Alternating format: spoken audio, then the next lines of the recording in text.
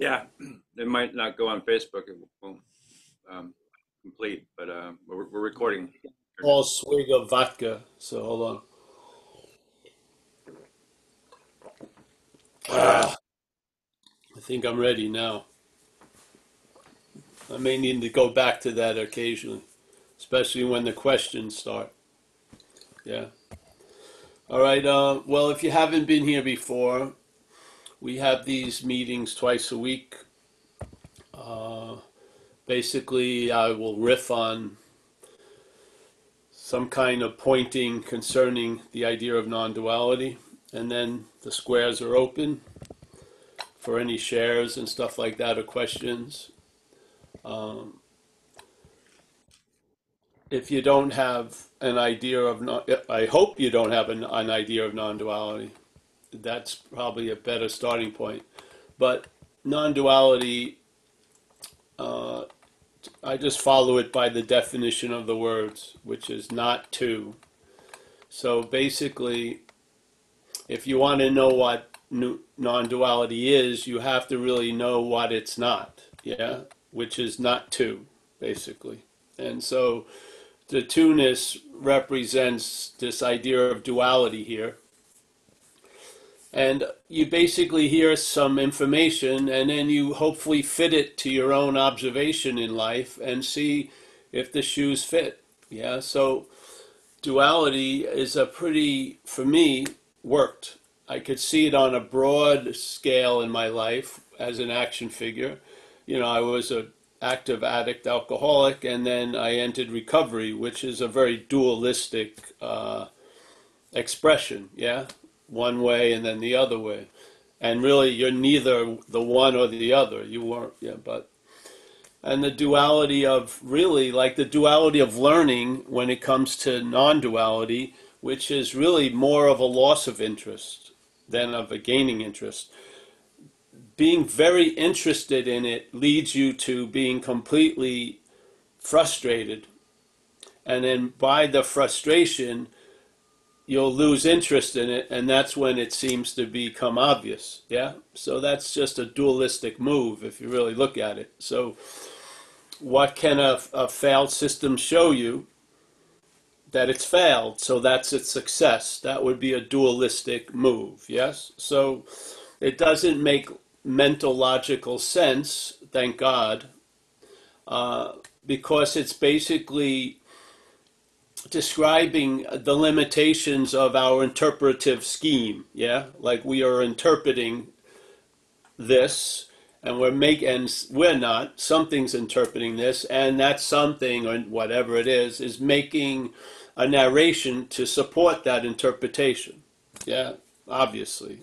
You could call it self-centeredness, but and so when something happens that doesn't fit its logic, it says it's paradoxical. But is that really paradoxical? It just works. Yeah, but to the system that doesn't work, when it recognizes something that works, it seems paradoxical because it believes if something is gonna work, I gotta work on it. Yeah, which isn't the case in this invitation. Yeah, it's beautiful.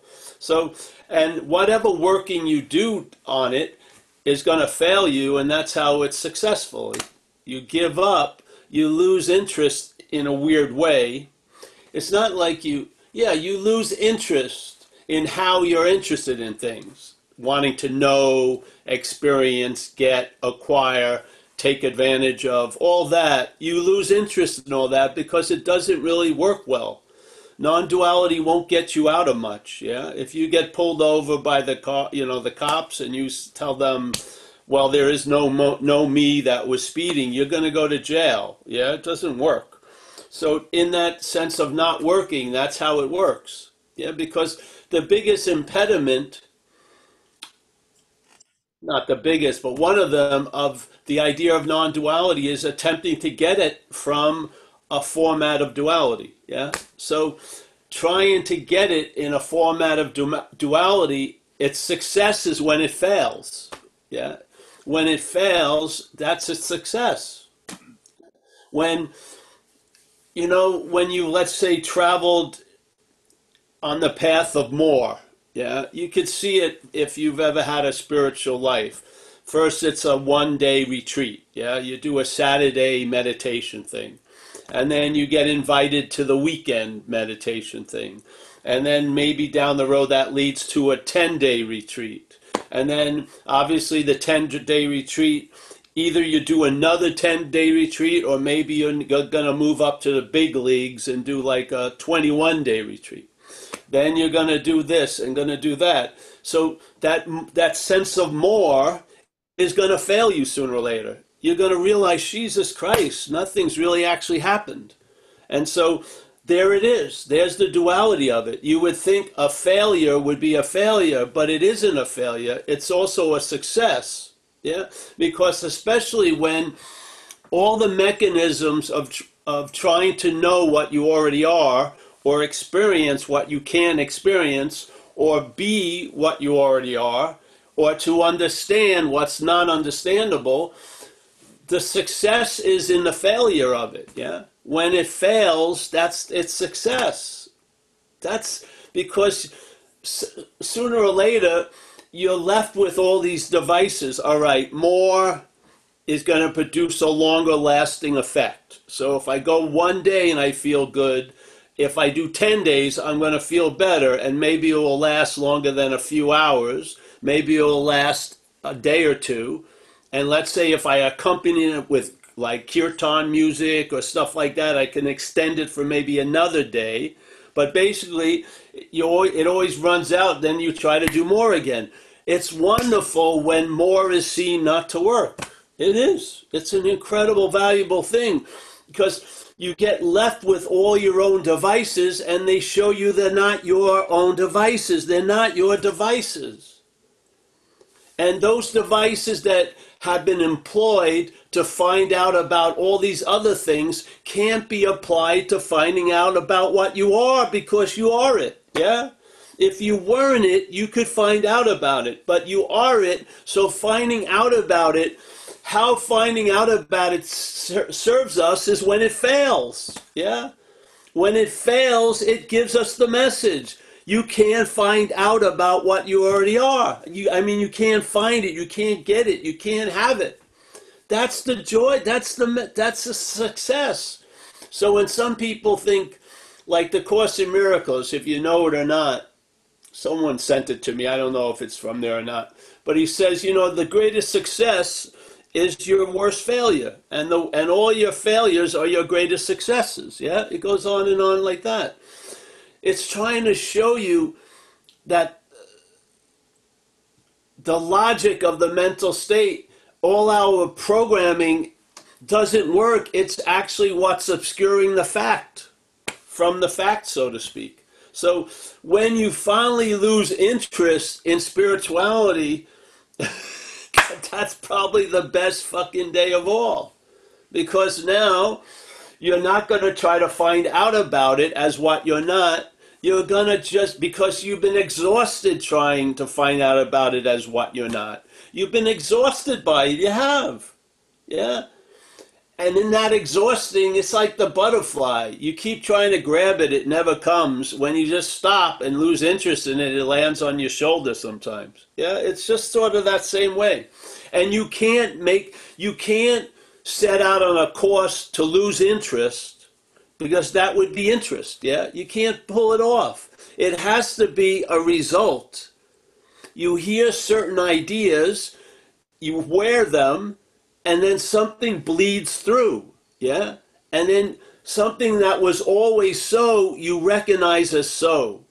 Yeah, you see the dualisticness of it all, let's say, and then you realize the duality is of appearance. It's neither real this way or that way. Yeah, it's of appearance. And then you get a sense of what non-duality is by seeing what it ain't. It's not duality. It's not subject-object. It's not close or far. It's not knowing and unknowing. It has nothing to do with any of that. It's just what is. Yeah? And the only dilemma is, all there is what is, but we don't believe that to be so. Yeah? And as what is, not believing it to be so, it can seem not to be so. And in a way, exhausting all the systems of what you're not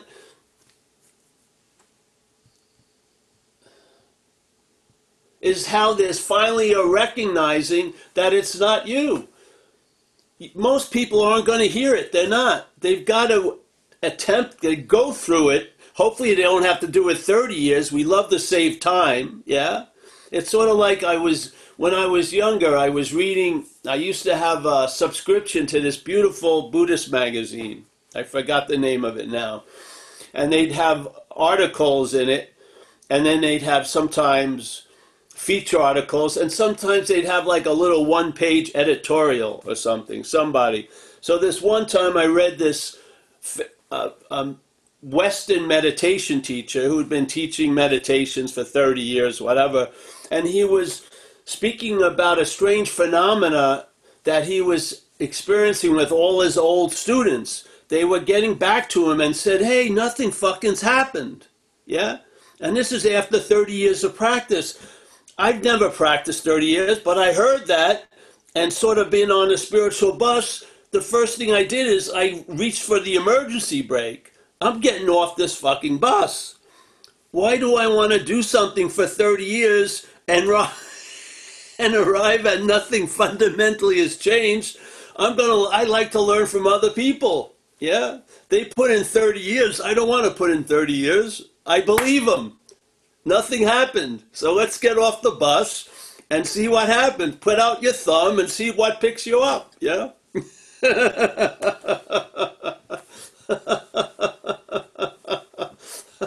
That's what I believe. What I believe is most shit tells you the success in most shit is they're failing you. Yeah? Your intellect fails you. Your fucking warrior mentality fails you. Your wrestling with the devil fails you. Your 50th dark night of the soul fails you. And then maybe there's an exhaustion and hallelujah. Yeah? You are what you've been looking for. Yeah? So,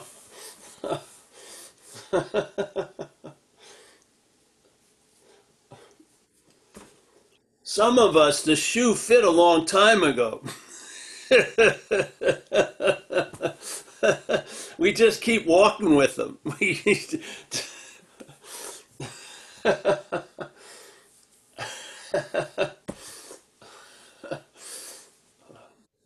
We've turned no path into another path, so to speak. I'm on the path of no path. No, it means what it says, no path. It's not like a super path hidden in no path. No, no path. What's looking is what you're looking for. Not what's looking and then 50 pages of requirements. You need to be what you're looking for. No, it's what's looking is what you're looking for. If you don't believe it, then shop somewhere else, really. It's not even a believing it, just hear it. If it lands, you're right. It's sort of like you're at the right store, maybe. Yeah?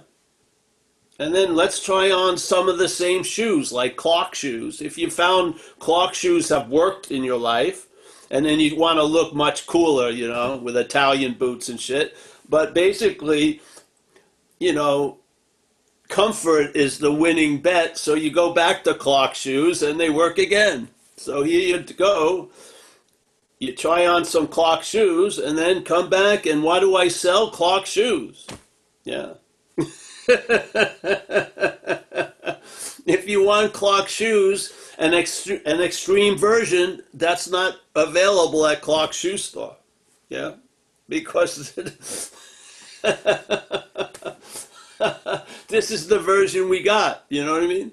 It's like people say, what's new in non-duality for 2020? Nothing. Nothing's new. Or people call me, man, I've been listening for 8 years. When are you going to move on to the next topic? There isn't any other topic. If this isn't clear, you're it. You're it. You see, you're giving everything the meaning it has. When this you changes, then the meanings change. Trying to change the meaning you gave things is another meaning that's been given to you as being the doer and the cause and all this. You can't get out of what you're not in. You can't, the system you're not in, you can't use to get out of it. Yeah. Try it. That's the point. I don't believe you. Great. Go freaking try it. Yeah.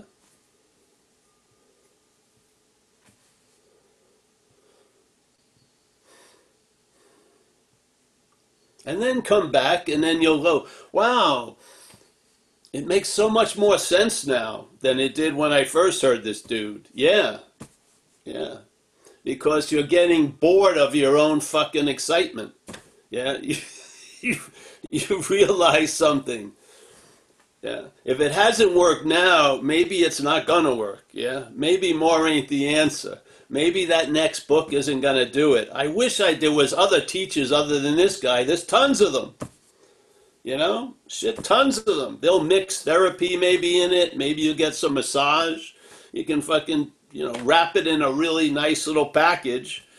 And basically nothing fundamentally will change. Yeah? But you'll feel better.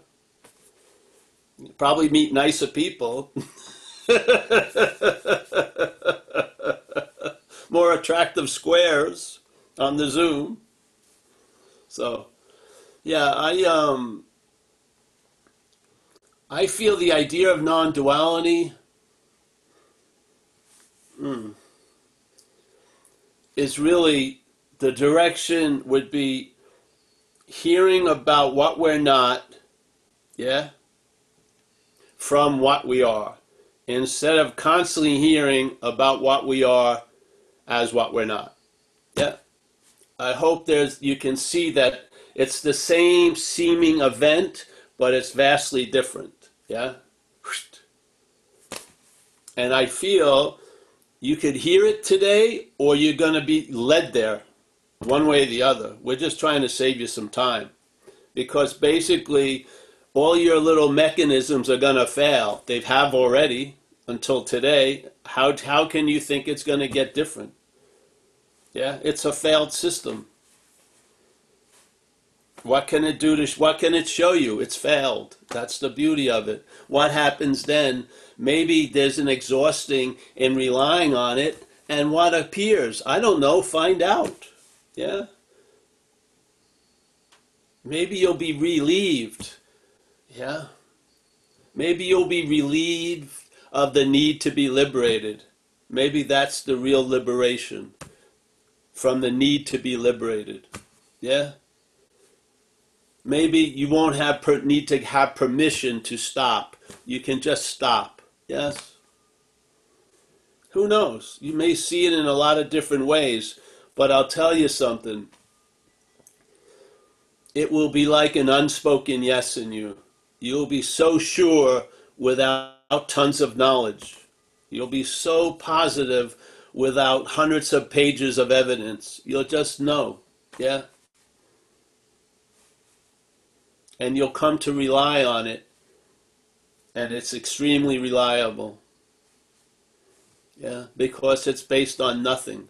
Nothing had to be added onto. Nothing has to be subtractive. It is the base of all bases. It's the screen that holds all movies. It's the sky that allows everything to appear in it. It's sort of like that. Yeah? Yeah. So, all right, Mike. Anybody want to raise their hands?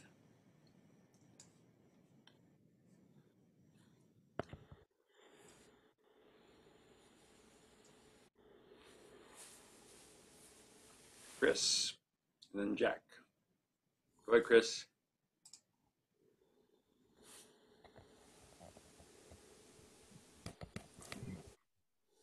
If I'll talk a little bit about available at all times, in all circumstances, and embodying That's Well, those all. are two different things. Available at all times and uh, at all times under all circumstances. Uh, that's not an embodiment. That's just the fact of what is. Yeah, it's available at all times with no requirements necessary or for no circumstances that have to line up for you to be it. You are it. Yeah. Now the embodiment of that, the word embodiment's a little tricky. We had that question about something last week. I think I'll refer you to Art later. He's in here. He's here one of those days. Maybe so. But I think the first part you said, the always available at all times. Yeah, that's not a thing. That's not something that appeared in time and is going to disappear in time. We're not implying that. We're implying, I hope, a sense that you have inside yourself.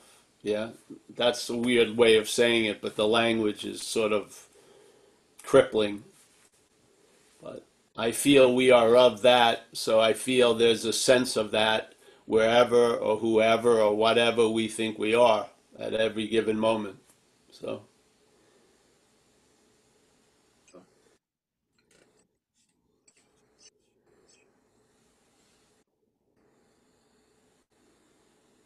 that came up a lot in recovery.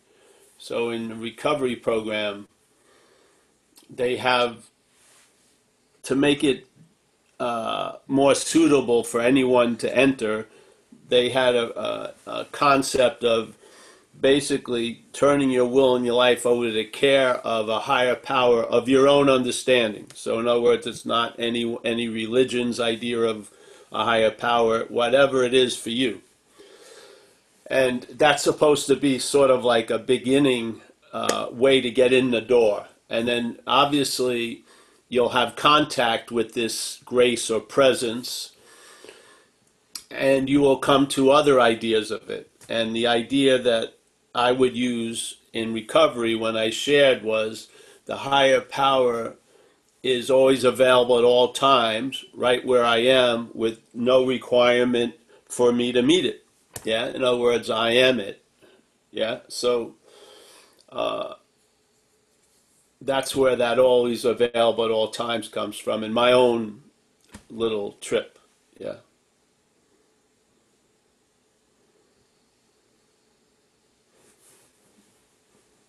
You don't recognize what's available at all times. You recognize shit that comes and goes. We're at a loss usually about what's always here. Sort of like I believe the fish in the water.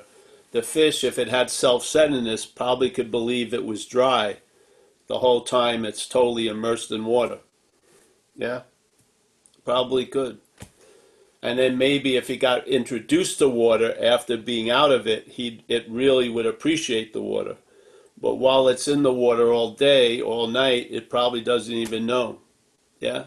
So to me, this is sort of like what's always available at all times. Because it's always available at all times, we only look at it through a lens of time. So we're thinking, well, it doesn't seem to be available, and I want to make it available because we can't recognize always available.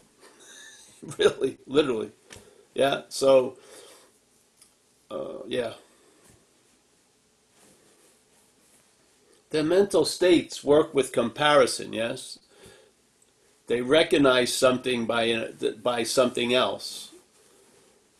There's no something else in what is. Yeah. What is doesn't come of your recognition of what is doesn't come by comparison. Yeah. And I don't even know how what is recognizes what is. I think it's just what is. Yeah. So I hope that didn't help.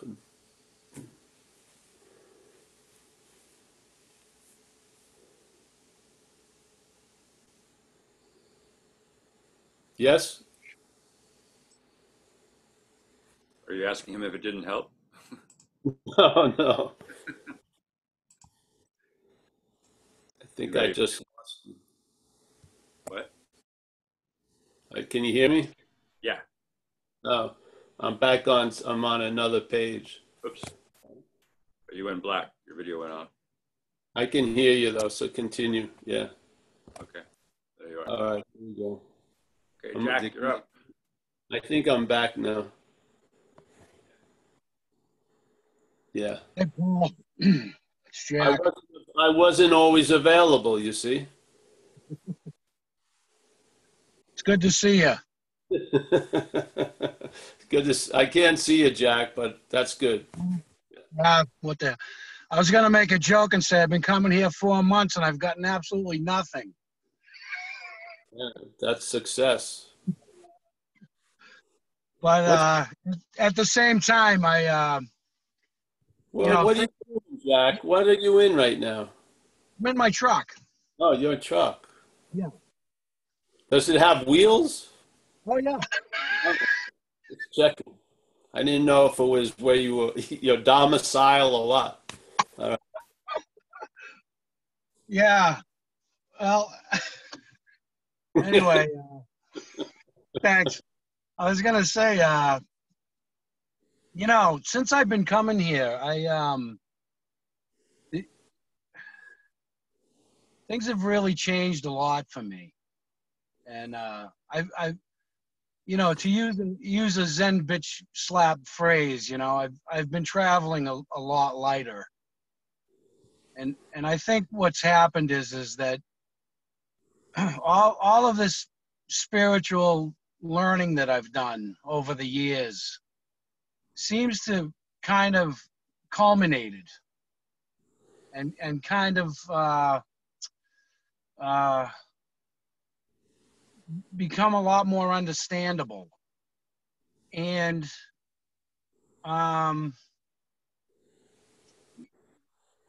and as a result of that, I think just like my daily living has just gotten so much lighter, like being in a situation and saying to myself, trust infinite instead of finite, things I've heard here from you, and it's just really amazing. And I really want to thank you for that. You've been extremely helpful to me. And I really, really appreciate it. And I'm going to correct that in the future. Okay. Being extremely helpful. I'm going to knock that out. Yeah. All right. But it's not on purpose, I'll tell you. Huh? It's not on purpose. That's the beauty of it. I'm just sharing how it's downloaded in me. I'm just putting it out there. I've learned it's best not to have any direction or intention or purpose around it. And of course, you can't not give it purpose, intention, but you can see you're not that which is giving it intention and purpose. Yes? This idea of trying to not give it purpose and intention as what you're not is ridiculous. You just see, you lose interest in the purpose and the direction because it's not you that's giving it. Yeah? And then therefore the purpose and direction gets directed and given purpose by what's always been directing and giving purpose anyway. You just cut out the imaginary middleman. So, yeah, I see when people share sometimes, they're amazed that it actually, it seems to bring about a traveling lighter, which is, I've been saying that for years. Stop being amazed. It's just, if you lose interest in what you're not, you're going to travel lighter because the amount of interest in what you're not is causing the heaviness. Yeah, it's just that freaking simple. It's all dualistic, yeah? There's an inordinate amount of interest in what you're not. It's not your interest. It's just an inordinate amount of interest. So almost the camera never leaves this little figure it follows. And it actually does many times, but the narrative will forget those many times, and it will be the story of Jack at the expense of all the space. And this is just losing interest in that story and gaining interest in the space. And the space is what brings the lightness to the story of Jack. Jack sure hasn't, yeah? So the lightness brings that space brings the lightness into the story of Jack. Yeah, and then instead of trying to have lightness as a goal, it becomes an observation. You observe while you're running after a lot of different goals, you're traveling lighter. Yeah, it never becomes a goal in itself because that's when the heaviness gets introduced. Yeah, so you've lost interest in getting extremely better. And then you get better.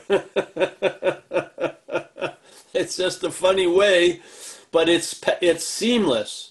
If you fall upon this way, it keeps revealing itself. Yeah. It does. And you see the seamlessness of it. You see the beauty of it. Because it's a logic, not from the mental logic. Yeah? Yeah. But you observe it. You observe it working. Yeah. And when you have a memory of it working, the memory is very fresh because it's the same sense that every moment in that has. Yeah. So even when you go back to a memory, it's the exact same sense. Yeah.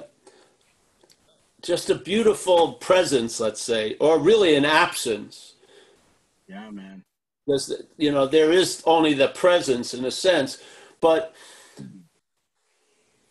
you realize every moment that's been the base of every moment.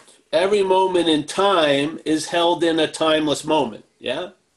Yeah. And the timeless moment, obviously, is the dominant event. Yet, the narrative wants to keep making the moment in time the dominant event. Yeah? Yet one is against the other, but from the timeless moment, that little story of Jack is completely included, completely. The story of Jack wants to exclude a lot of shit. But in the timeless moment, everything is included. Every fucking appearance far out. Yes? Because it knows everything comes and goes other than it. Yeah? Why would it be so upset about something's coming if it's necessarily going to be going? It doesn't fucking waste time in that way. It's just is, shit happens, shit doesn't happen. It just goes on and on and on. Yeah? But the screen, the sense of everything from the screen or as the screen brings the lightness to the story of Jack in the movie. Yeah? Yeah. The goal of lightness was always elusive, yeah, because as soon as Jack arrives there, it gets heavy. Yeah, it's sort of like you used to hear, there's a great party, and then you arrive and it would suck, and then maybe that happens 20 times, you finally fucking get it. It is a great party until I arrive, then it sucks. How can I get to the party without having to arrive at the party? Well. And then we try so many ways and fucking just realize you're not that which wants to be at the party. That's why the party's great.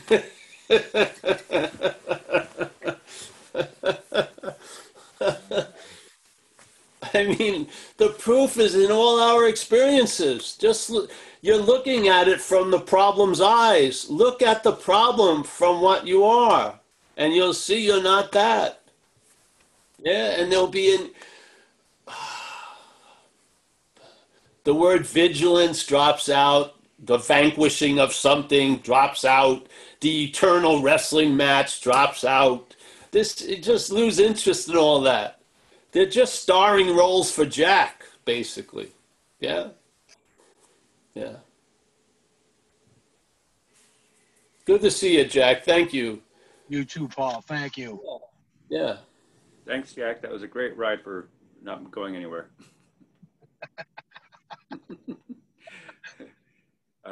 Philip Pratt is next.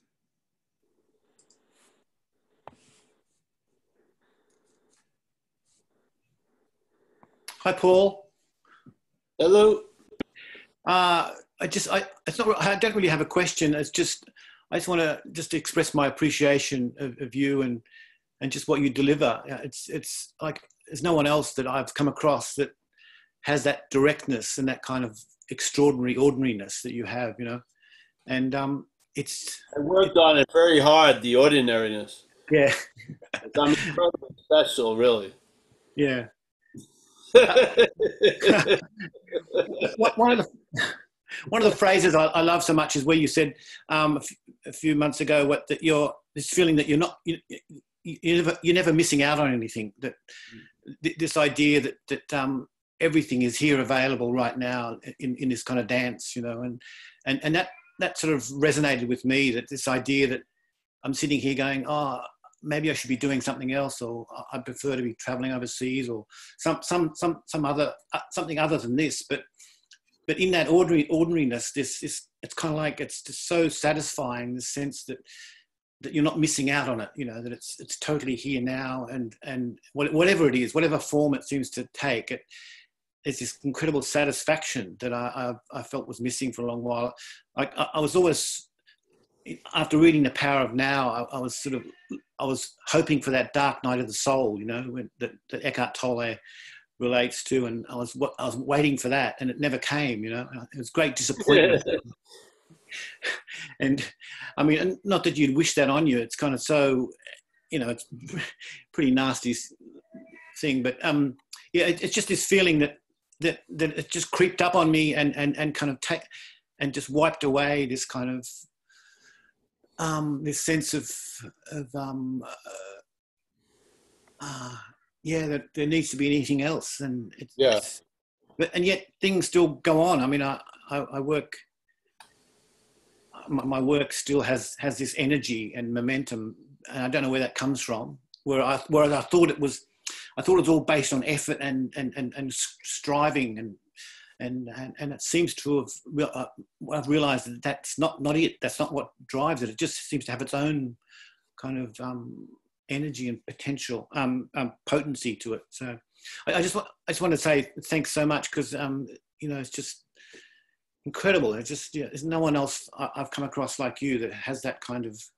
There's no fat on you. It's all just lean kind of directness, and because I recall a few years ago when I lived in Byron that Gangaji came to town, and the crowds gathered, and she was about half an hour late, and it didn't matter because she floated up the aisle and came up on the podium all dressed in white, and everyone was very reverent and quiet, and I got absolutely nothing out of what she said, because it was all about you are the one, and you have to realize your own essence and all that sort of stuff, and I'm realizing when I'm seeing you, it's just so every day. I just appreciate that so much. So thank you. Hey, I used to live in Byron myself. We were just there in February. Oh yeah. I saw you in the Melbourne. Yeah. Yeah. We're going to go back, I hope. Well, thank you. That was a wonderful share. Yeah. I mean, this is sort of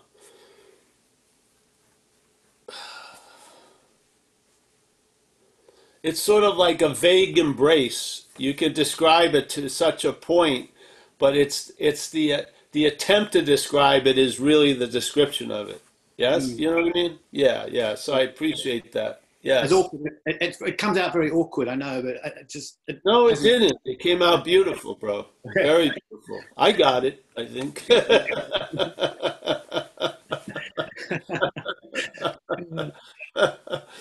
Yeah, the whole point of that I learned from going to satsangs was the constant.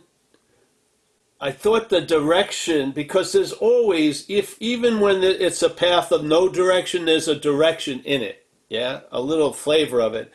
And the direction was, all right, I'm going to describe what it's like to be what I am, and then present it to you. Without warning, or I was missing it, that what's going to hear it is what you're not. The activity of what you're not is going to leave that meeting thinking it just heard all about itself. Yeah. And then it's going to try to make sense of all I am is love, and then I just got pissed off with my girlfriend 3 minutes later. It gets to be a lot of cognitive dissonance, yes? It doesn't make sense. What the fuck? And it actually turns into, like, in that society, if you really looked at the effect of the word awakening, it's done more harm than good. Because people are just, it's the worst when someone thought they were awake and then they did something to blow it and now they're not awake. And then they're looking around thinking, why is this guy awake? I should, and then the word is it's been claimed by what we're not to fuck things up even more. And like the word enlightenment. I mean, so many people would have been better off if they never heard that word. Because it's just another way to sort of see how you've missed the mark once again. You know what I mean? Either I blew that I was already enlightened, or I haven't succeeded into getting enlightened. Yeah, It's sort of like it's insane. I don't think how many talks do you need to hear when you just hear that? All right, I go to a talk about awakening and I come out heavier. Yeah. Not because of the topic, it's because of who heard the topic. Yeah? What you not heard it and just used it to make more heaviness out of it. I mean, do you need 8,000 more examples? I mean, that's what happens. So that's why in a large manner, what happens in entertaining non-duality is you lose interest in spirituality. You do. You really do, because that's what happens. It's the loss of interest in making something spiritual. You find out the ordinariness of it. Like we used to give it the term dog shit awareness. Yeah. Yeah. But in that ordinariness, it's so beautiful because, like, the mental state is like the Eye of Sauron in The Lord of the Rings, right? It's constantly scanning everywhere for its precious ring, but everything else looks like nothing, so it never fucking fucks with that. That's the beauty of non-duality. It's hiding in wide open spaces right underneath our nose. We are what we're constantly looking for. We are it. So you see, the looking for it, which is fueled by a lot of interest in finding something, is the blindness to it. So part of recovering sight, which you've never lost, is losing interest in the bifocal sight of duality. Instead of looking to get something or arriving somewhere, you lose interest in that. Yeah. So that's the real interest in what we are, is losing interest in what we're not. Yeah. It's so beautiful. And a lot of things are really reinforcing the interest in what we're not. Either unintentionally, unbeknownst to something, but that's how they're turning out. They're reinforcing interest in what we're not, which is by talking about what we are. They are. Yeah. Because what you're not hears it, and now it has other concepts about what it is. And the concepts are the weight, so to speak, that are going to have to be undone sooner or later or let go of. And there's no letting go of it. There's a loss of interest in it. Yeah. So, I mean, when we're made into a goal, that we're going to arrive there, it's actually the highest form of blindness to the fact we are what we're looking for. Yeah. And it's so difficult to see when you're in the mix, because you're in that community and you're thinking, I'm getting clearer. I mean, got a good loving gaze going. I'm feeling, not blowing up in front of people as much. I'm looking, my skin, I'm got some good skin and hair products because I met someone at these talks. Everything, you know. But in fact, the mental state, if not noticed, is using the pursuit of what you are to reinforce what you're not. I mean, we need warnings. We do. I feel so. Because this goes on. It's not about not going on and going on. It's about the interest in it. It's going to go on. It's mechanical. The selfing of the mental process is mechanical. It's going to take advantage. It's going to use whatever it comes in contact with through consciousness and try to find an advantage in it. That's what it does.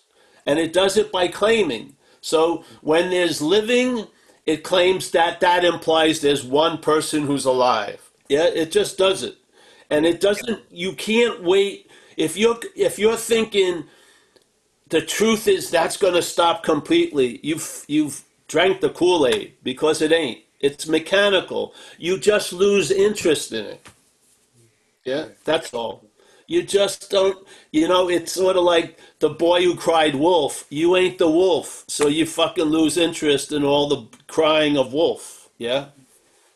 It seems to fall away. Yeah. Yes. And it doesn't need any help. You just hear it, put on the shoes, walk with it for a while, and you'll see you're traveling lighter. And it'll be obvious you didn't do anything to produce that. Yeah.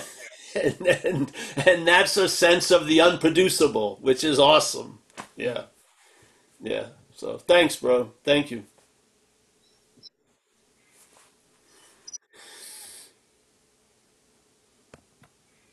Thanks, Philip. Mandeep, you're up.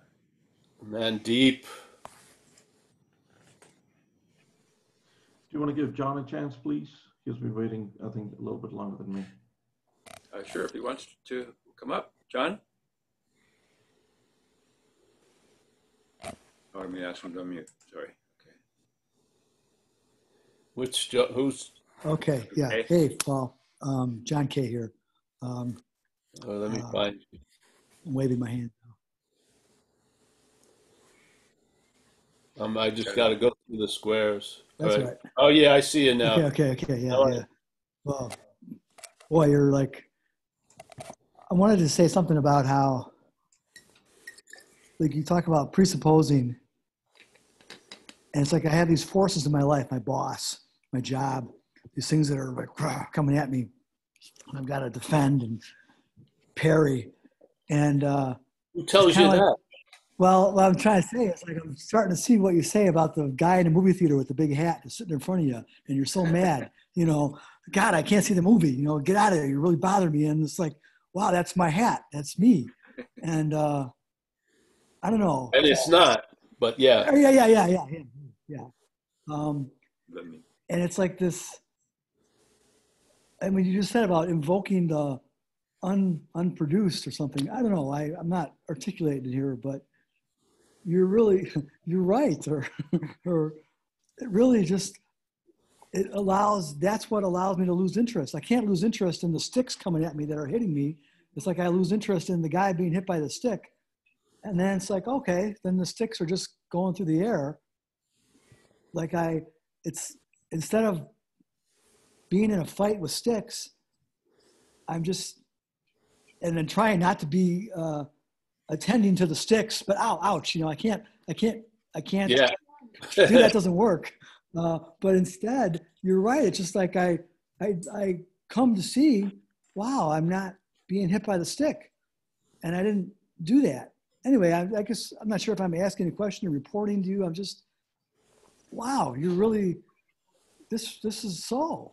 Anyway, that's I guess what I'm saying. Well, first of all, it's not me. It's a message. Yeah. And I always love how everyone they sound so surprised when they see it works.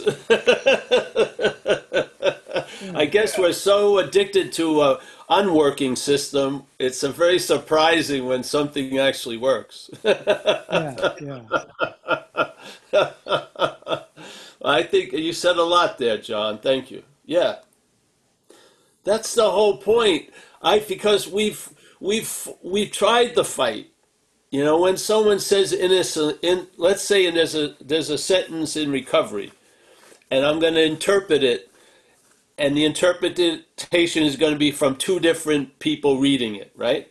So at one point it says, stop fighting, you'll cease fighting everyone and everything. It's sort of like you could hear that like an order. Oh, fuck, how am I going to cease? You know what I mean? But it's actually a description of an effect. When the mind has changed, you'll notice that you've ceased fighting everyone and anything. But when the head hears it, it thinks, oh no, another fucking order. How am I, I'm not, let me see how good I'm doing today on that. Oh, I failed once again. I fought with my sister or something. Yes? But it's not, see, it's being heard two ways. Yeah? The one way you could call it the old way of hearing, which is the idea of what you're not, and then a new way of hearing, which is these are effects that are being described. We're not describing a path to somewhere. We're describing effects from that somewhere. Yeah? We're describing the effects from the other somewhere so that you can recognize it from the other somewhere. Yeah? That's what we're doing. So when you recognize what you're not, certain effects start happening. You travel lighter. Maybe you were really you applied like a warrior mentality to spirituality. I mean, you're going to wash the war paint off. You probably will. And you're going to chill out, and maybe you'll have an extra large piece of cheesecake that day. Yeah, things, and you're going to see its effects. It's not like, I'm going to have a large piece of cheesecake. No, that's what, they're expressions, yeah? And then they sort of collect, and then you see that the narrative has changed. The narrative itself has been, a giant boulder has been rolling through it and sort of knocking down a lot of the pins. Yeah? Yeah. And then you see the machine go down, put the pins back up, and you realize this has fucking nothing to do with me. It's just a story about you. I've taken it personally, but it's just, it could be millions of these stories downloading in different locations with different nouns and names and appearances, but it's the same fucking story. The story of me. And we think it's like a unique individual package, but it's a stock version it's called self-centeredness. So you see something now is moving through the narrative, knocking some of its big like bowling pins. Yeah. And then, and the beautiful thing is the machine that's going to put them back up, and it pauses at times, and then there's a big gap, and you're like, a lot's revealed by its absence. Because when it appears again, you realize, wait a minute, something continued while it was disappeared. How could that be me? How could that story be me? That story got interrupted and me continued. So, I mean, more gets revealed. Yeah. And you don't have to fucking search out for the revelations. Yeah. You don't. They'll come through. They'll express, and then there's an observation, and then there's a reflection, and then the whole thing comes to certain conclusion. Yeah? Like when I got struck sober, I came to a very quick conclusion that I'm fucked and I'm not managerial quality, which never changed ever since, 30-something years. Yeah? So in non-duality, there's conclusions. You're not that. Yeah. That's that, really. It doesn't go through, let's go through the 800 million things you're not. No, you're not that, period. You don't need to see 800 billion examples of what you're not. You just need a few, maybe. And then they build up a collectiveness, and then there's a flip. Yeah? There is. It happens. And then enough stock leaves that old dead corporation and moves to the living one. And that's the traveling lighter. Yeah, yeah, in a way. And all you don't, man, I haven't done anything in a long time, really, in a lot of ways. Yeah.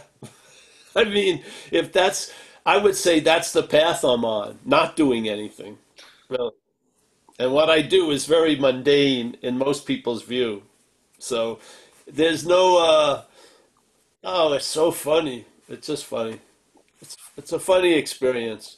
But I'll tell you, this message definitely took a position that no other message ever took, which is the last answer, really. And it's negated any need for any other answer concerning this profound topic, like who am I? Yeah.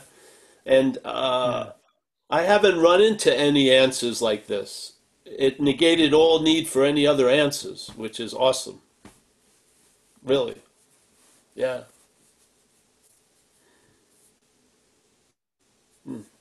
Thank you. Thank you. Thank you. Yeah. Thank you. Nice to see you, John. Thanks, John. I think of you as a martial arts stick master. John, you think of John as a martial arts stick master? Yeah, the way you described the sticks flying. Yes, yeah. One of those Chinese movies, yeah. Master John. Yes. Okay, Mandeep, you're up. Mandeep. Yes, sir. Thank you. I think your name describes you very well, Mandeep. Mandeep. I don't want to say what you're deep in, but Mandeep is a very good, it's really a pretty good description of you. All right, so let Mandeep. me add a little bit to the group. My brother's name is Indeep. Indeep.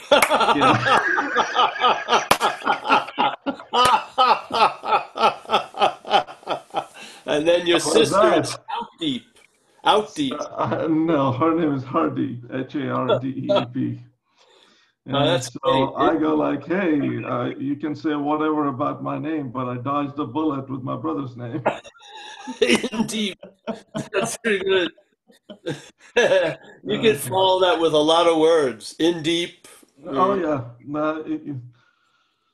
practically everybody gravitates towards the four-letter S word. So Yeah. yeah. In deep. Yeah. When you get home in deep, you're gonna be in deep. And it often was the case in reality for him, poor guy. Well, we have to live up to our name sometimes. Yeah, and over time, I've come to realize he was the guy who lived not as himself most of the time. And that's why he got into so much trouble with the world, but he was happy as can be. And so obviously he did not fit with the requirements of the world. So off it went. Anyhow, so last time I reported that I was having those intermittent moments where I would notice the selfing in real time, and then there was a... There's no real time though, but go ahead, yeah. Okay, yeah, I have to use language from the duality's point of view. And so as events are unfolding and I am in the event and enjoying the juice of the or reward of the event, because that's why I am there for, and then suddenly you pull away from it, or there's a slight detachment from it, and then the event is just going on, and there's no interest in the reward structure of that event, albeit there's an involvement of the body-mind there. But you can see clearly there's no need to be sucked in by the reward structure there. Now, after we finished our talk Wednesday, it occurred to me, hang on a second, we go through so many events practically every day when that self is not there, right? I could be listening to music and there's no self there. There's just the music is happening, but there's a sense of joy there. And in noticing it in those moments, you can notice clearly that, oh, the selfing is not happening in this moment. So I took it a step further, and I'm kind of reporting this as well as asking the question if I am kind of taking off at a tangent here. So the idea was, can I choose to do tasks, simple tasks that I have to do, or this body mind has to do as part of living on this planet,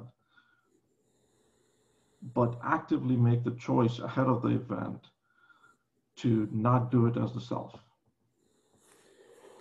So let me give you an example. I chose those events where I could gain the most benefit out of it, or I could see the greatest visible result of it, for lack of a better word. So Mandeep, why not? But you can just use all that you said to ask, well, who is it that wants to choose before an event if it's going to, whatever, look at it from self or what? Yeah, just find out who that is. And the idea that those experiences of there is no self is just verifying the fact. There is no self. Yeah. They're free samples. There is no self. They're selfing. Yeah. There's the activity of the head that's suggesting or presupposing or implying that there's you before the presupposing and the implying. Agreed. So, I would just use it instead of thinking I'm going to choose not to do this or do that. Just look at who is it that thinks it's going to do that and see you're not that. Yeah. And then you'll lose interest in it either way. Yeah. Okay.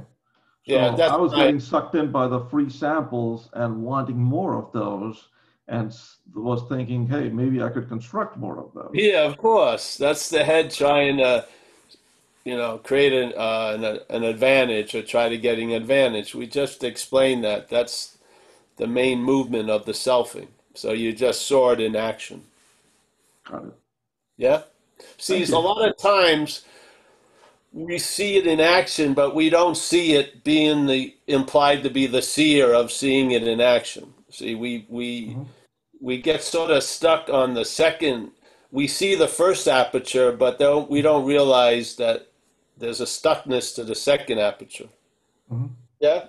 Mm-hmm. So now the same intensity gets applied to getting out of the first thing that it used to be looking from now as the second thing. But anytime it's very serious and shit like that, that has a certain stink to it. It's just sort of, I'm going to this thing and I'm going to choose not to get fucked up or it just sounds there's a whole lot of me seemingly there. So.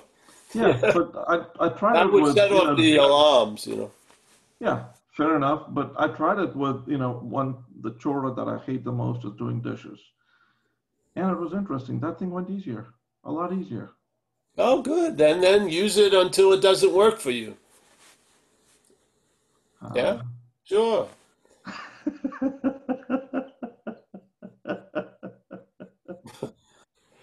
Literally, if something works for you, work it. It's going to end. So sooner or later, it has to end. Sooner or later, yeah. So, because what happens is we'll go in and the stars will align and we'll look like it worked. It went out the way we thought. Oh, I chose to do this, but you're going to have a contrary consequence, and it's going to blow the whole logic of your rules out the window.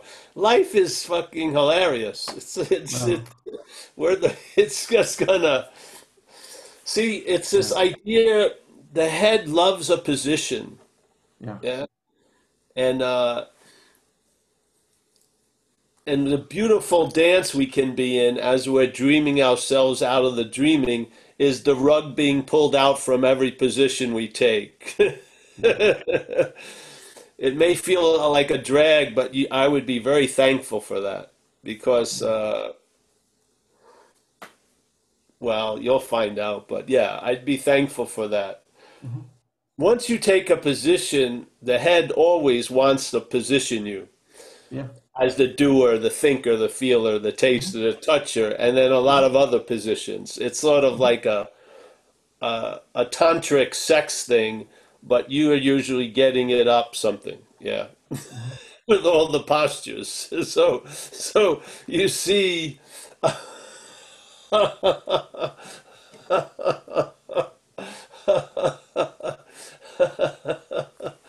uh, you'll see a lot about a position once the rug is pulled out from underneath you. Yeah. Yeah. You know, it's sort of like I used to love the idea of you see water running, and and then on the water there's like leaves and twigs that are going down with the current. Yes, Mhm. Mhm. and everything's flowing, and there's a pull that the leaf may get stuck for a second, but the pull is strong enough. It keeps taking everything going down. Mhm. And then let's see if you get a big rock and you put it into that current. It changes things, seemingly. And now the current goes around the rock, one aspect of it. And so a lot of twigs and leaves start building up around the rock. Yeah? And more twigs and leaves get pulled into this little vortex. And then now around the rock, you can't even see the water. All you see is leaves and twigs, and they're not moving. Yeah? Yes? Yeah. And then after this position has been taken, this rock, you don't want the leaves and the twigs to be coming around you. But the fact is, they're coming around the rock, yeah? If you take the rock out, they'll just flow again. It's sort of like people wanting to get rid of moths, and they got the swipers and the fucking this and that. Just remove the light bulb, and the moths will go Don't worry. because they're attracted to the light. Yeah. So when you see a position being taken, that's like the debris of selfing will coagulate around there very fast. And then suddenly the flow of the water and even the reflective nature of the surface will be blocked by all the shit that's formulating around this position or this idea. Yeah? Mhm. Mhm. Yeah. So, yeah, it's Thank you for all, that. You just yeah, helped me yeah. catch myself at the habit of resulting. I saw results and said, okay, let me put efforts into that. I shouldn't do that. It's not you, bro. That's the good news. Yeah. Yeah. It's going to do its thing, but Mhm. see, the seriousness that's given it, Gets in the way. well, of course, it causes things. See, in duality, and if this is a dream of duality, over an overt amount of attention to one thing is at the expense of another. It's just the way duality is, yes? As Jesus says, you can't have two masters at the same time.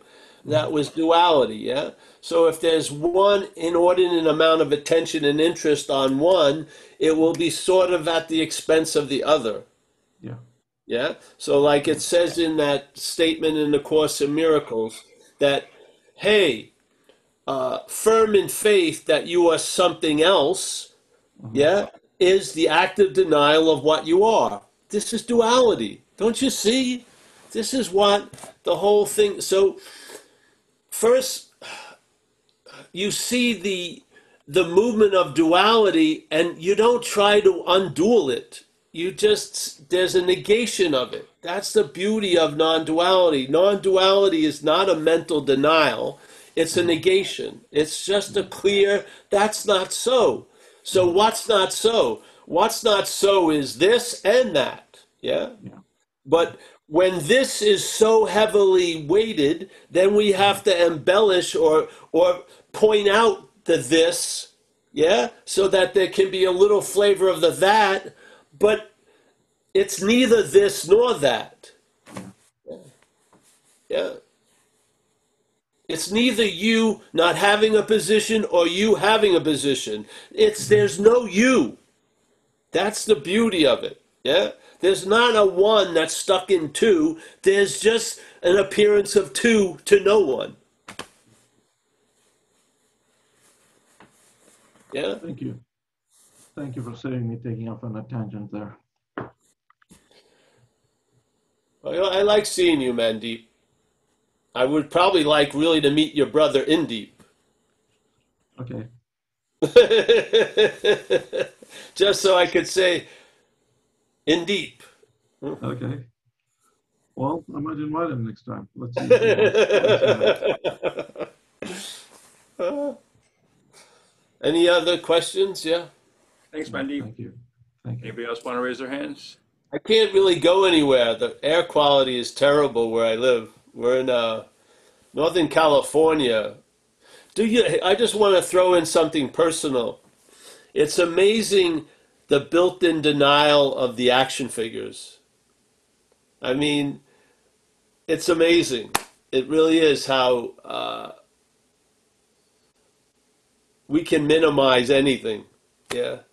Yesterday, I think we were the town I live in had the worst air in the world. Novato, California. It's incredible. People are probably still biking, right? They just nope, nope. Not believing it for a second. It smells like a fire, but it's not. It's crazy. So, yeah.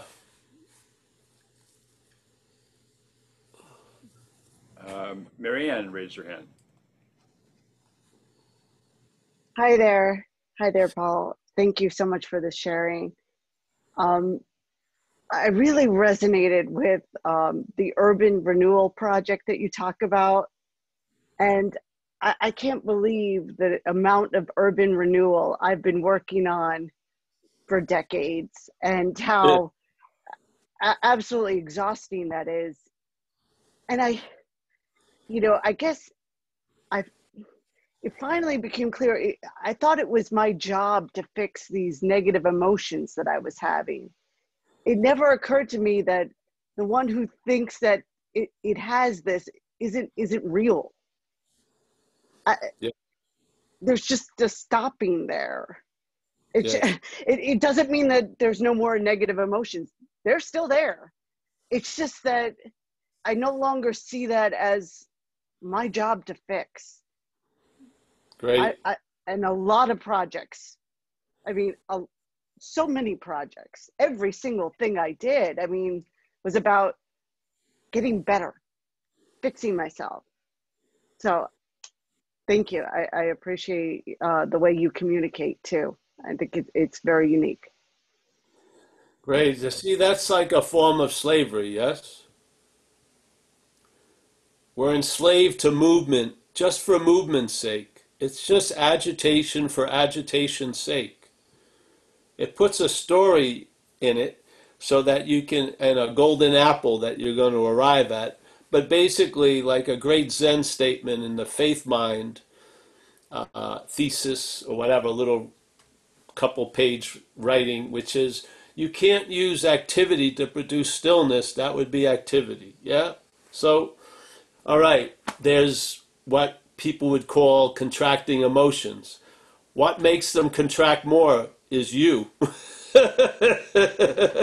Being the haver of the emotions.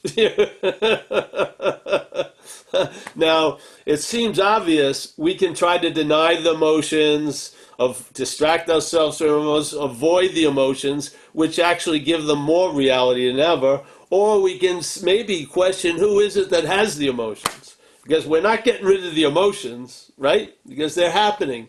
But we can get rid of what never happened, because you don't even have to get rid of it. You just see there was no one there. And then when the interest is lost in Paul, somehow Paul travels lighter through the emotions. Well, who would have thunk? But that's something you observe. You do. You observe it. And then starting to see things now. You're starting to see your role in things. Yeah, you have no idea your role in things. None. I mean, we think we know what my role is in my relationship breaking up. I'm meaning on a massive scale. The Course in Miracles tries to describe it. You and I give everything all the meaning it has. So if you heard that statement, you know, it has two absolutes in the one sentence. You and I are giving everything all the meaning it has. That sounds like a pretty big role. You know what I mean? That we're giving everything all the meaning it has. I'm not talking about Marianne and Paul, but what's dreaming. Yes? You have to see, for the selfing to seem so big, it has to live in a very small pond. Very small. A lot of shit has to be in without knowing it. Yeah? But there is some descriptions of what we are as an activity that fit me a whole lot better than a historical, biographical story of Paul Hederman. I feel so much more as a verb than a noun, completely. Yeah, I do not believe, when I'm hearing a description of me as a noun, it's sort of like fucking, what? But when they describe that you're giving everything all the meaning it has, right, that hits, yeah? You know what I mean? That you and I are the dreaming of the dream. We forget that we're dreaming. And suddenly when we forget that we're dreaming, we give everything we're dreaming the ability to affect us. Yeah, sounds like my day. Pretty good description. Yeah? If you heard everyone's description of their day, it would be encapsulated in that description of a day. If you really looked at everyone diagramming their day, millions of them, you could capture it with that one X-ray. You and I are the dreaming of the dreaming. We forget that we're dreaming. I'm going to add this, by being identified as the dreamt. This is the dreamt. If whatever can be perceived can't be perceiving, whatever is dreaming can't be the dreamt. Yeah? All right, so now I forget that I'm dreaming. I take myself to be the dreamt, and then everything I'm dreaming now has the ability to affect me as the dreamt. Sounds like everyone's fucking life. Now that's an interesting description. That feels more like it to me than all the other descriptions. Let me describe what I did today, or getting run over by cars. None of that has the impact of that description in me. When I hear that, it hits the mark much better than, oh, I grew up in Long Island and all this shit. I do. I believe that we are the dreaming. We're in the state of forgetting that by identification as the dreamt, and now everything we're dreaming has now given the ability, which it does not have, to affect us. We give it the dreaming.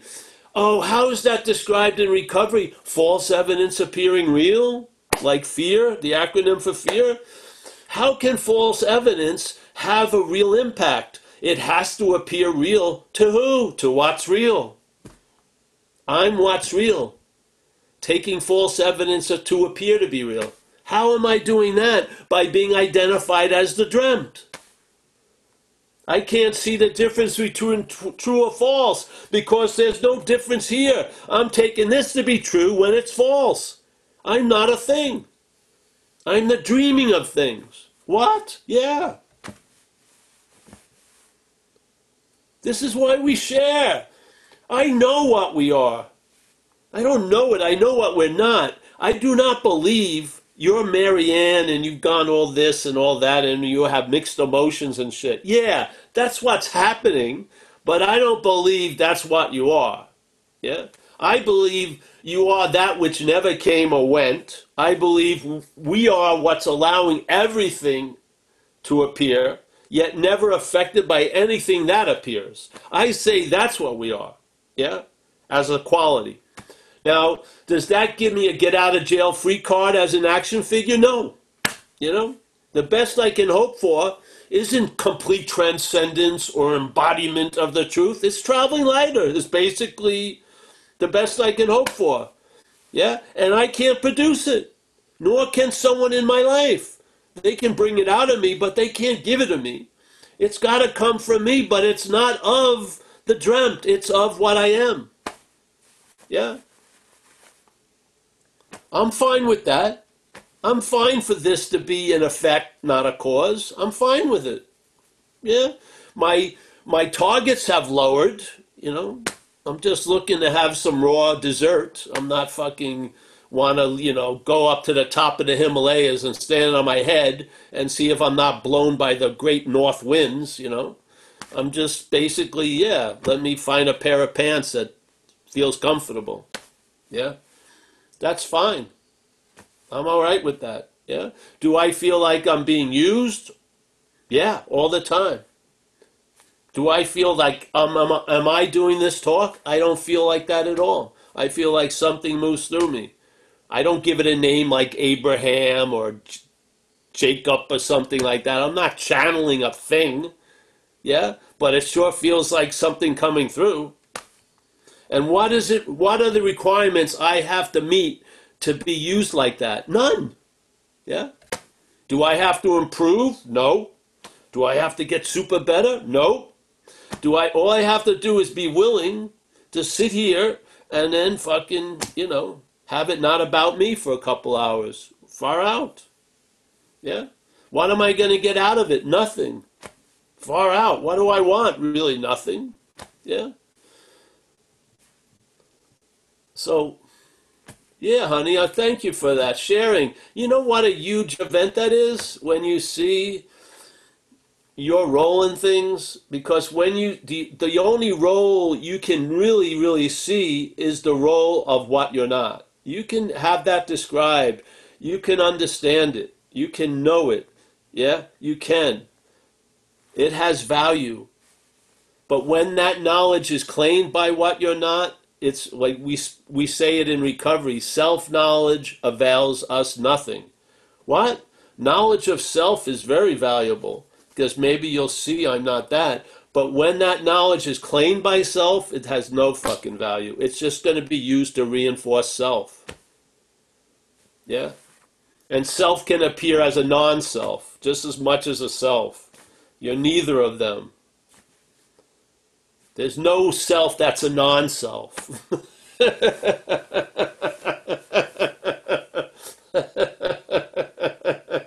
I was once a self, now I'm a non-self. Well, if that's the case, you're going to be a self quickly.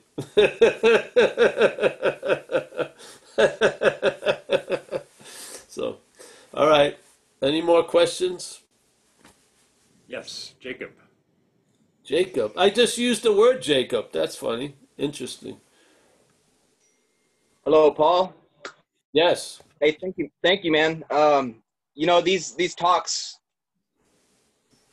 have the power to like create states of grace. I first came into you through recovery, and after watching one of your videos, I had just a glorious time putting the horse before the cart, as it were. Just putting the verbs before the nouns whenever somebody would talk to me, and it was a fun like little playing. And you know, I probably walked the circle and took some weight out and picked up the weight again and traveled a little lighter here and there. But since these Zoom talks, the synchronicities and the grace has really been there. You know, the first night on Wednesday, I was looking at my bookshelf and just started laughing hysterically. You know, just all these books that, I don't know, maybe I don't need to read. And I came across, I'm on 139 in Course in Miracles, and I don't know that it would have hit me as hard today if it weren't for your talks, like in helping me remove that lens of self. There's a passage in here, if I may read, says, uncertainty about what you must be is self-deception on a scale so vast its magnitude can hardly be conceived. To be alive and not to know yourself is to believe that you are already dead. For what is life except to be yourself? And what but you can be alive instead? Who is the doubter? What is it he doubts? Whom does he question? And who can answer him? He merely states that he is not himself, and therefore being something else becomes a questioner of what that something is. yet he could never be alive at all unless he knew the answer. Mm. Man, that hit hard. Yeah, that's pretty good. Yeah, man. What's the thing is, a lot of these Zooms and stuff, they also offer a key to understand other stuff. Yeah? Absolutely. Yes. So that's it's like one of those like a 5-in-1 tool. So you hear this, and then if you read some other things, you're gonna see it in a new light. Yeah? Yeah, it's beautiful. Thank you. Yeah, man. Yeah. Yeah. One more thing that occurred to me. You referenced page 64 of the Big Book quite a bit, and being convinced that self manifested in various ways was what had defeated us. Would it be? I was thinking, being convinced that self manifested in various ways was what had defeated itself, or what had defeated. Yes. You know, rather than us. Rather, it defeats itself. Yeah, not us. Yeah. In a Yes. sense. Well, it's of two-ness, you see? It's of two-ness. Right. So it's the Yeah. one self has defeated the other self, which makes them, it lends them a credence they don't have, actually. Yeah. This is all about relevance. Yeah. Sure. So considering its common manifestations is the negating. Yeah? Yes. Well, you recognize they're not you. Right. Yeah. See, there's you're not you and you're not the other you. Mm. Yeah. Yeah. You catch self in two-ness. Mm-hmm. You catch it in two. You catch, because self sometimes is the observed and it hides as the new observer of self. Yeah, they're both. Yeah, just like you said, it has destroyed, it has defeated itself. Yeah, what you are can't be defeated, obviously. Or as the Course in Miracles would say, one of the lessons was your attack thoughts are attacking your invulnerability. So obviously, your invulnerability assures you of no defeat. Yes. So what gets defeated isn't you. That's the beauty of it. Yeah. Yeah. Yeah. Yeah. Yeah. Wonderful stuff, man. Yeah, it's cool. Yeah, I like that reading. He's trying to imply, that's why, in a way, why do you believe that they say the brain has 70,000 thoughts a day? Yeah. Now, I don't believe it takes 70,000 thoughts to navigate a day. So what are those thoughts doing? See, if something arrives at its premise by claiming what's happening, the more shit that's happening, the more claiming it can do. So the mental state claims to be the thinker of the thoughts, and those thoughts reinforce that thinker. Yeah? And it's such an insane idea, there's got to be a whole lot of thoughts claimed to imply the thinker to even make it seem fucking plausible in a little moment in time. So it's constantly working so heavily to keep on blowing up the fake little doll, so to speak. Yeah.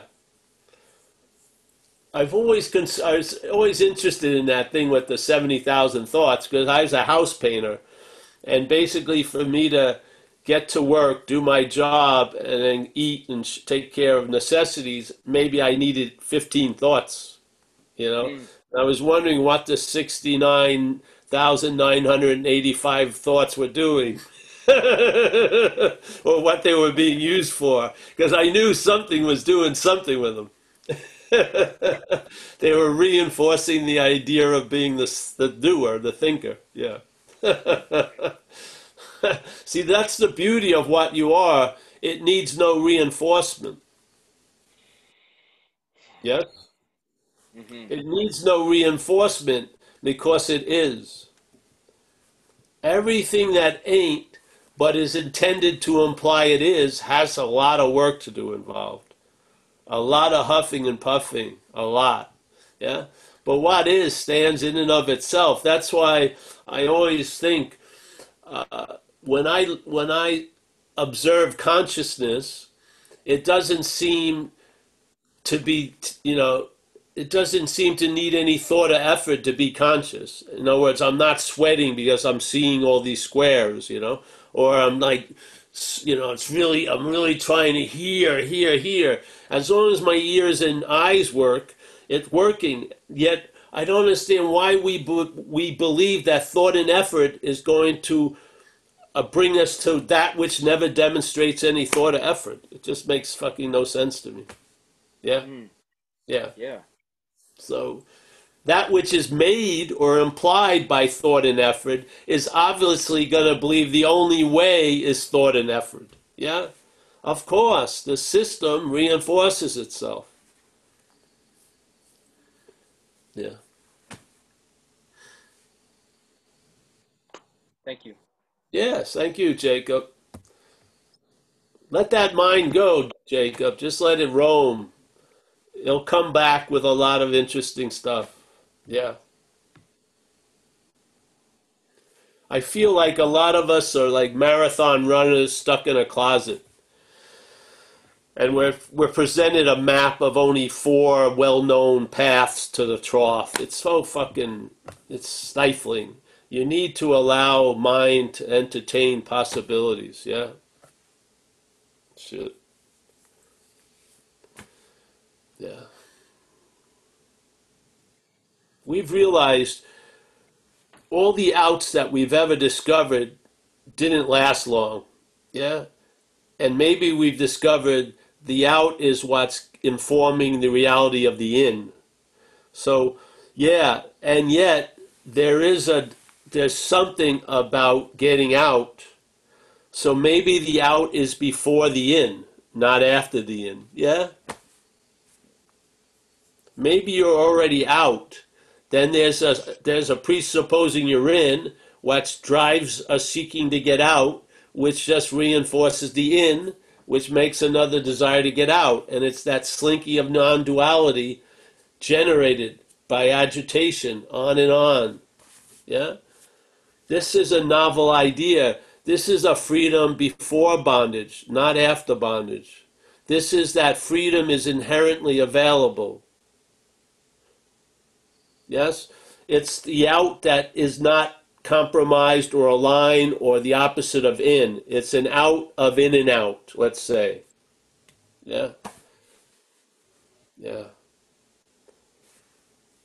The other manners don't work, obviously. How long do you stay out when you get out? You're just in a new in every fucking time. Yeah. So, all right, next one, next person.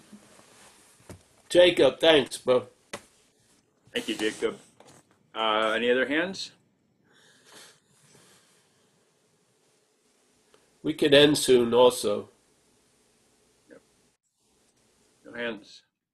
No hands? Great. Then we'll end, eh? Okay. On that lovely note.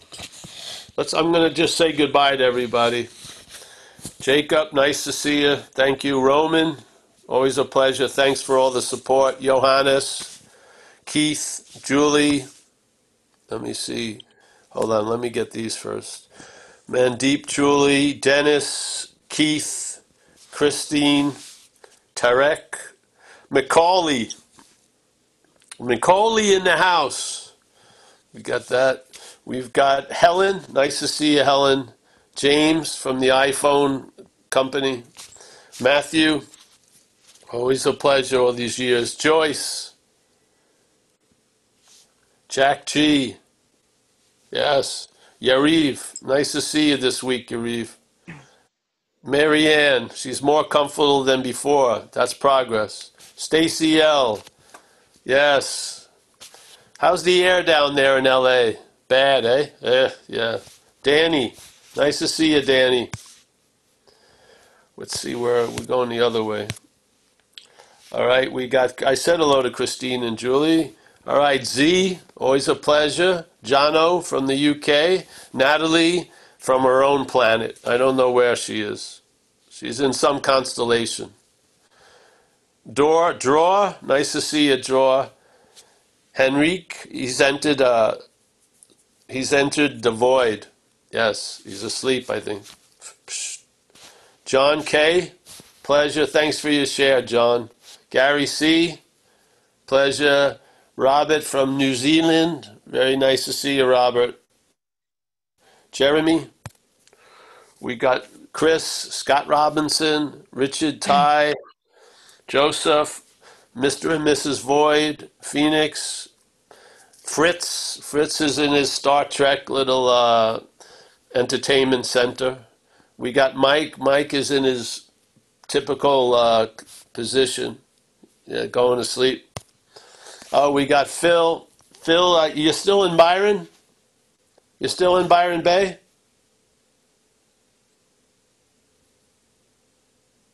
I live in Brisbane now, but Brisbane. Yeah. All right. I'll be seeing you over there, I hope, Phil. Oh, yeah. Yeah. Sure. Yep.